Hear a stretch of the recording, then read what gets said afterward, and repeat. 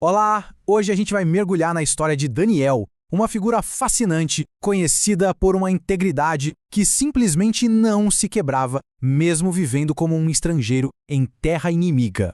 É uma jornada sobre ter um caráter à prova de tudo. Sabe, muita gente se conecta com a história do rei Davi. Um líder incrível, cheio de vitórias, mas também com umas falhas bem humanas, bem sérias.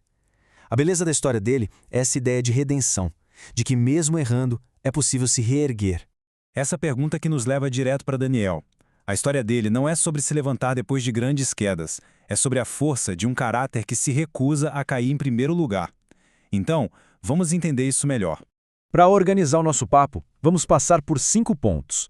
Primeiro, a escolha inicial de Daniel pela integridade. Depois, o desafio de uma cultura diferente. Sua sabedoria impressionante. O teste da sua fé pessoal e, no final, as lições que essa vida nos deixa.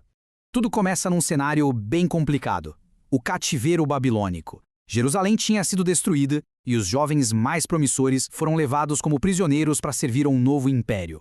E lá no meio dessa turma estava Daniel, um jovem nobre, de repente arrancado de casa e levado para o coração do poder inimigo. Ele e seus amigos foram selecionados a dedo para servir na corte do rei Nabucodonosor. A ideia era que eles fossem completamente imersos naquela nova cultura. E aqui já surge o primeiro grande dilema, né? Como você mantém quem você é quando o mundo inteiro te empurra para ser outra pessoa? Porque o império não queria só o serviço deles, queria a lealdade, a conformidade. A pressão era gigantesca. O primeiro teste veio de uma forma bem sutil, um banquete. Mas Daniel e seus amigos tomam uma decisão firme. Eles não iriam se contaminar com a comida e a bebida do rei. Isso é muito mais do que uma dieta, gente. Foi uma declaração de identidade. Foi a primeira fronteira que eles traçaram, mesmo sob risco. Agora, a pressão aumenta de um jeito absurdo. O teste deixa de ser uma escolha pessoal e se torna uma exigência pública. E a consequência da desobediência? A morte. O rei Nabucodonosor constrói uma estátua de ouro imensa e dá a ordem: todo mundo tem que se curvar e adorar. Quem não obedecesse seria jogado numa fornalha superaquecida. Simples assim. A resposta dos amigos de Daniel é imediata, sem hesitação. Eles se recusam. O ponto aqui é a coragem absurda de encarar uma sentença de morte certa para não negociar a própria fé. E o que acontece em seguida é espetacular.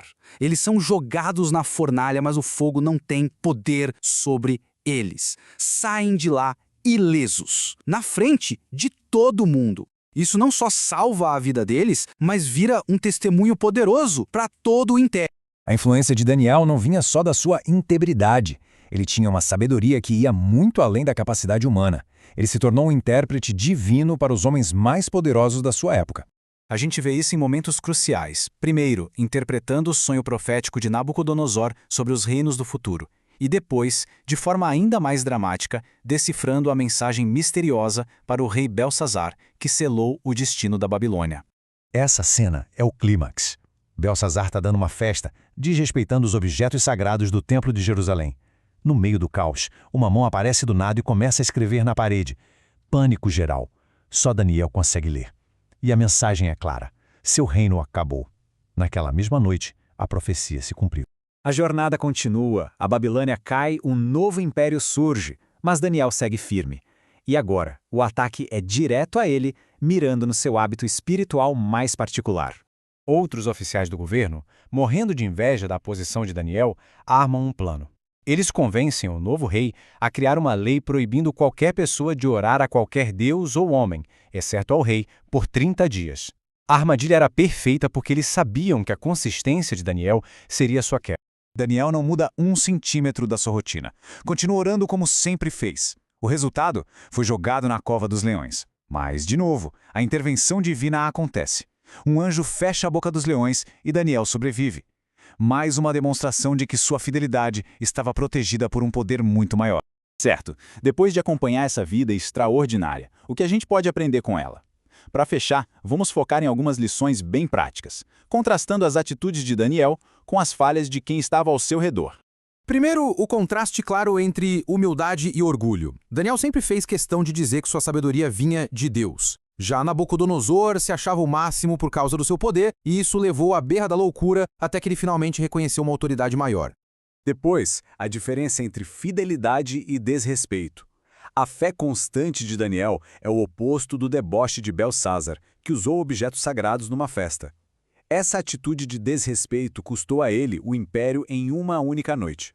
E por fim, um ponto crucial: a diferença entre construir e destruir.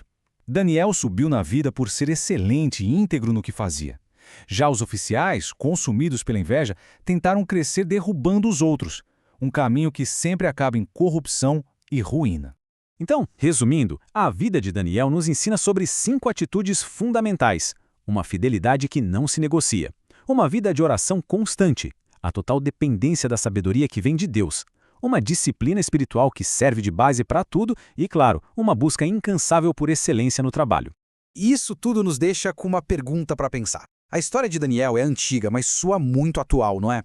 Num mundo que nos pressiona o tempo todo a nos conformarmos, a negociar valores por conveniência ou sucesso, quais são os manjares do rei que aparecem para nós hoje? Quais são as coisas, pequenas ou grandes, que precisamos recusar para manter nossa integridade?